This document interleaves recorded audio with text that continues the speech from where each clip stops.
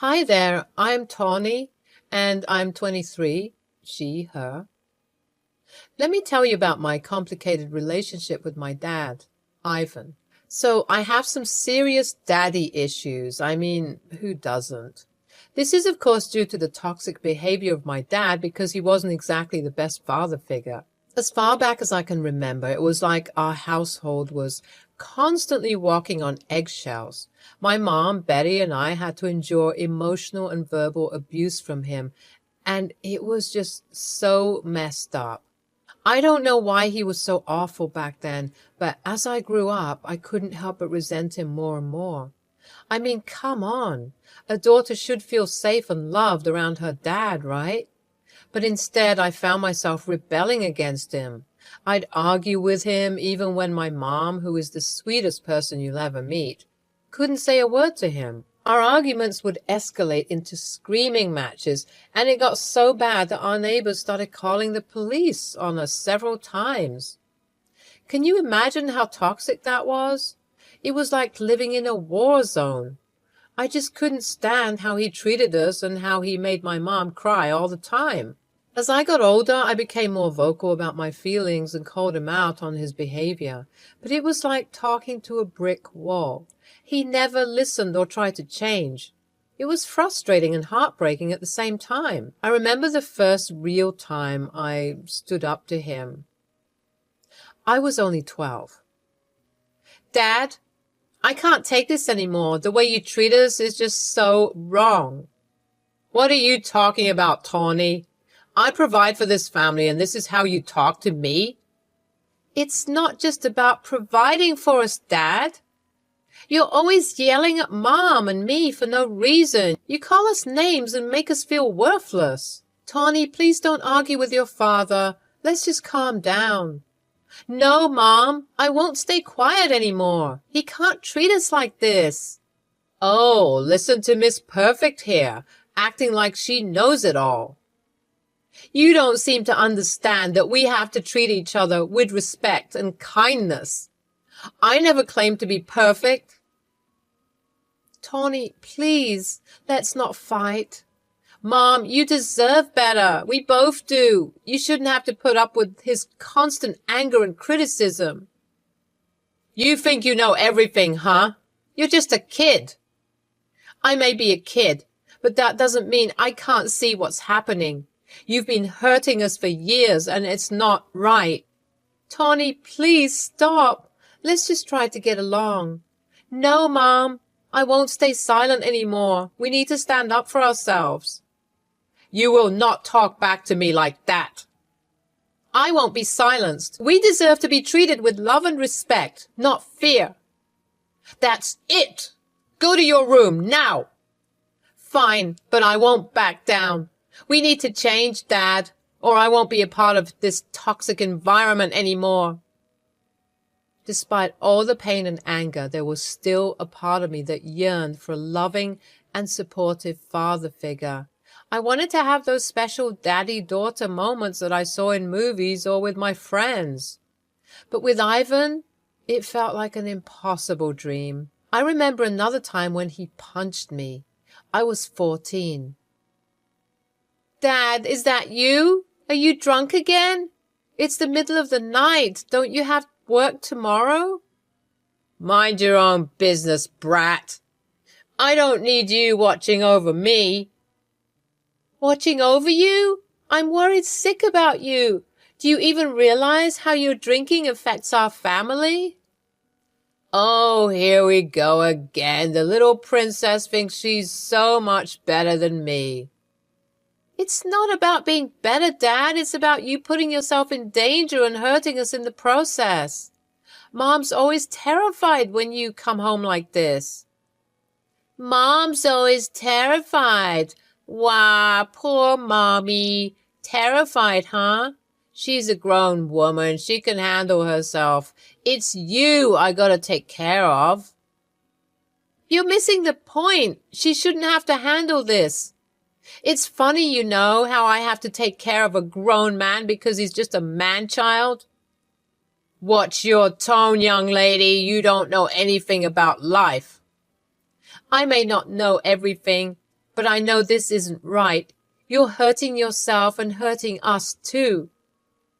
You think you can lecture me, huh? You're just a spoiled brat. I'm not a spoiled brat, Dad. I'm your daughter, and I deserve to have a father who cares about us and doesn't put us through this pain. You better watch yourself or you'll regret it. I won't back down, Dad. You need help, and I won't stop until you get it. We all need a better life than this. That's when he lunged forward and punched me square in the face. I immediately felt the blood pouring out of my nose. Even though I was in pain, I stood my ground. Just go away, Tawny. You don't understand anything.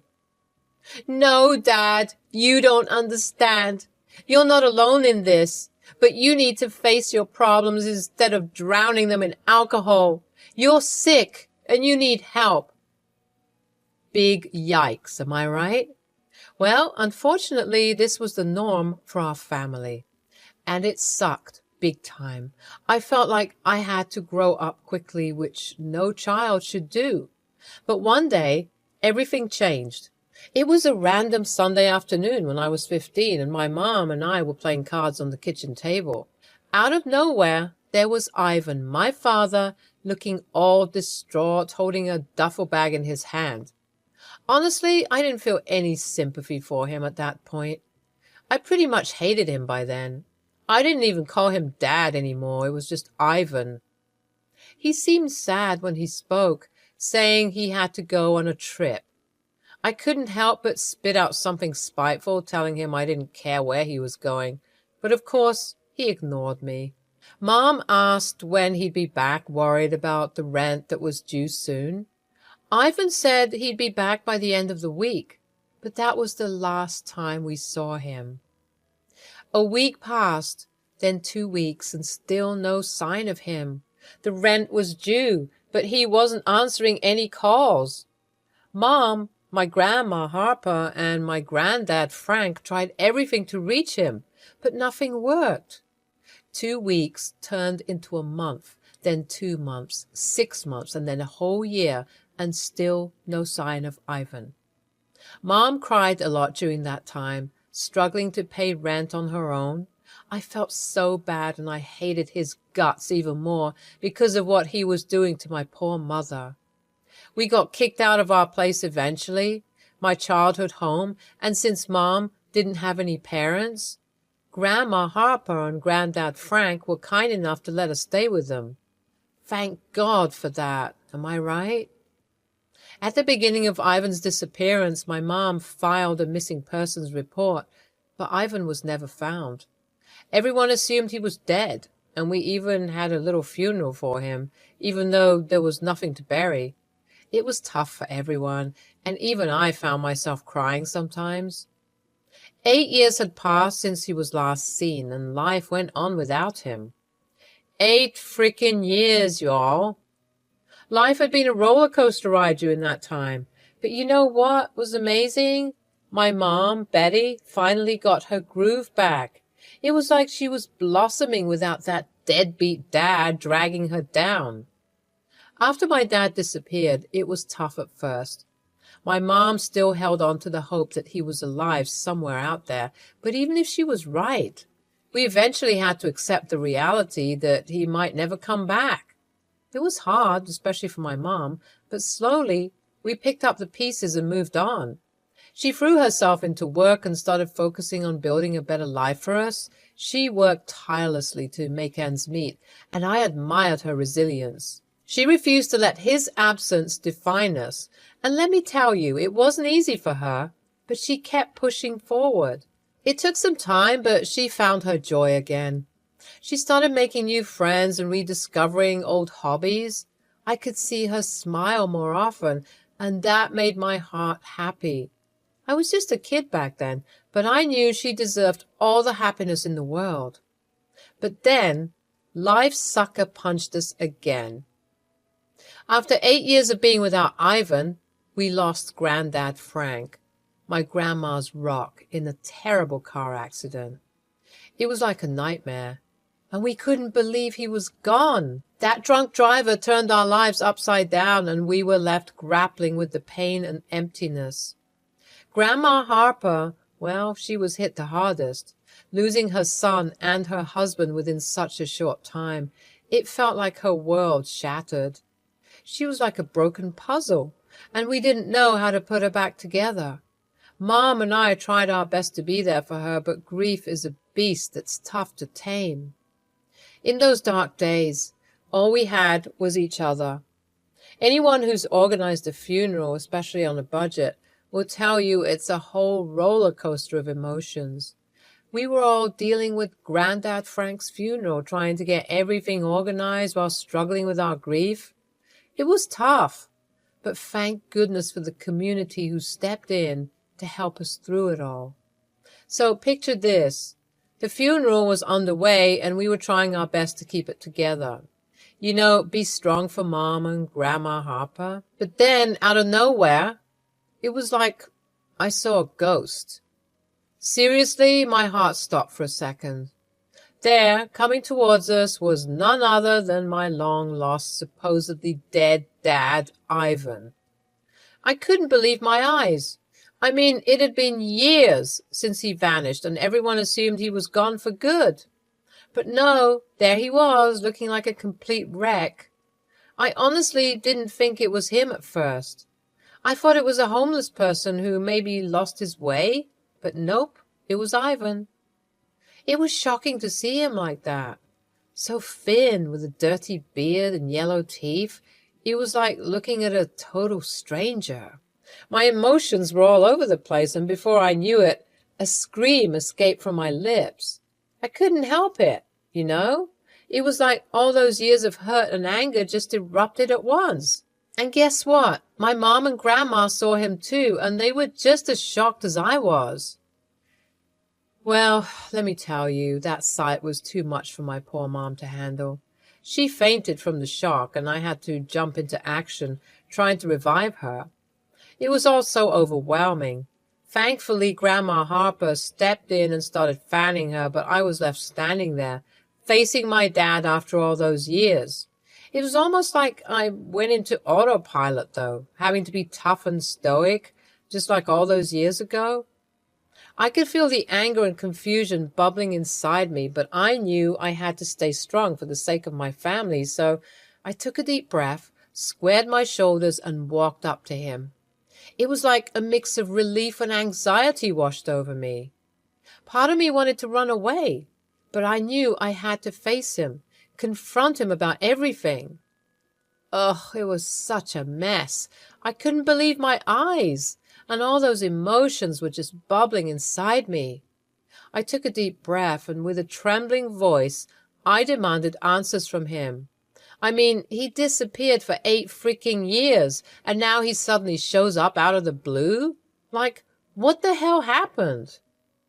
But of course, he had to be all mysterious about it. He said it was hard to explain why he was gone for so long. Hard to explain? Seriously? I was so fed up with his games. I pushed him, yelling at him, trying to get some kind of response out of him. But all he did was shrug me off and act all aloof. And you know what he said? He dared to tell me that he didn't owe me any explanation. After everything he put us through, he didn't feel like talking to me because we hated each other. Like, come on, that's not an excuse. I wasn't about to let him talk to Mom and Grandma without spilling some answers first. I told him he couldn't just waltz in and act like everything was okay. But he just brushed me off and said he was there for the funeral, as if that was all he needed to say. Ivan completely disrespected our boundaries and pranced on down to where the funeral was being held, and that's when I saw that my mom was thankfully awake again. She was sitting up on the grass, drinking water and being fanned by Grandma Harper. Things were getting tense, and the crowd of people at the funeral started whispering and looking at us. I was so embarrassed, but I tried to keep them at bay, asking them to give us some space to deal with our family drama. Thankfully, they all dispersed with a distant cousin of ours directing them to Grandma Harper's place so that they could have some refreshments. Mom, who was always the sweetest and kindest person, looked at Ivan like she wanted to murder him. I had never seen her like that before. The tension was so thick you could cut it with a knife. Mom looked at him, her eyes full of anger and sadness all at once. She said, "It would have been better if you didn't come. Why are you here?" And you know what he said? He had the nerve to claim he heard about Granddad's passing and wanted to pay his respects. Like, seriously, after all this time? That's the best excuse he could come up with? Mom wasn't having any of it, though. She saw right through his BS and called him out on it. "You know that's not true.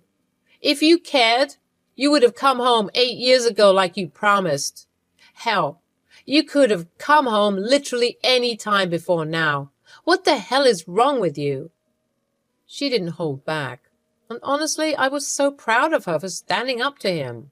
But Ivan was a mess, stammering all over his words and fidgeting like crazy. It was like he couldn't stand still. And then I noticed something off about him. He was scratching himself like crazy, and his eyes seemed all distant. It hit me that he might be on drugs or something. Without hesitation, Mom asked what we were all thinking. "Are you high right now?" She wasn't holding back any punches, that's for sure.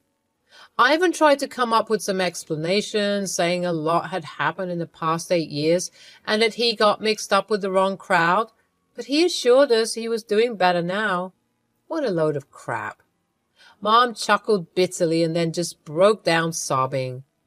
I wanted to hug her and tell her everything would be okay, but I was so angry at Ivan. I couldn't help myself. I started yelling at him, telling him to go back to wherever he came from because no one wanted him there. But he was trying to ignore me like he always did. But I wasn't about to let him off the hook that easily. I kept on yelling, and it seemed like I was impossible to ignore because of how loud and angry I was. "Get out of here! You have no right to be here! Let Granddad rest in peace, for God's sake!" "Why are you making such a big deal out of this?" "Because you abandoned us. You left us to struggle, to deal with everything on our own. And now you dare to show up here like you're some kind of hero? You're a joke, Ivan." "I had my reasons." "Reasons? What reasons could justify leaving your family behind like that? We needed you, Dad. But you were too wrapped up in your messed up world to care about us." "I don't have time to deal with you, kid. Step aside. Mom, look at me."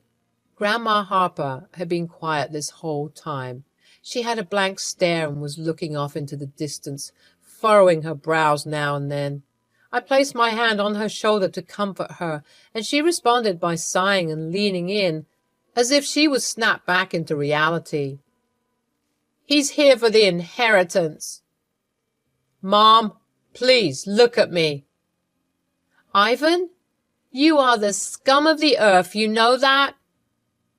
You're worse than the sewage." "Mom, please." "Tawny, please tell this man that I want nothing to do with him. I have nothing to say to him." Ooh, burn. Even his mother didn't want to claim him. "I just need to get my inheritance and then leave.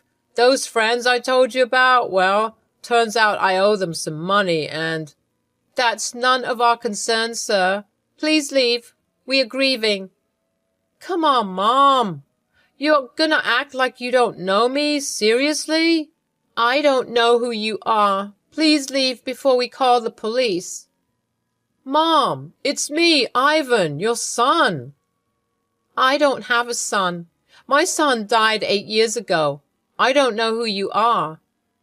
"I'm not messing around, Mom." "And we're not messing around either, you bozo. Get away from this place."